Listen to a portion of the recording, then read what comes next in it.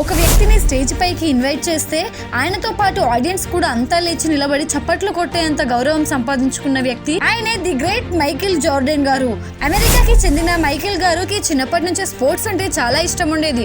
ఆ ఇష్టాన్ని కెరీర్ గా మార్చుకొని విపరీతంగా బాస్కెట్ బాల్ ని ప్రాక్టీస్ చేసేవారు. కానీ తన హైట్ స్కూల్ టైంలో జరిగిన బాస్కెట్ బాల్ సెలెక్షన్స్ లో కేవలం 5 feet మాత్రమే ఉండేవాడట. అలా కోచెస్ అతన్ని రిజెక్ట్ చేశారు. కానీ బాస్కెట్ బాల్ తన ప్రపంచం అని అనుకున్న మైకేల్ గారికి ఆ రిజెక్షన్ అనేది ఎంతో కోపం, బాధ, ఆయన వాటితో పాటు పట్టుదలని ఎలా అయినా కానీ జట్లు స్థానం సంపాదించుకోవాలి అని చెప్పి అలా జూనియర్ వేర్సిటీ టీమ్ లో జాయిన్ అయ్యారు.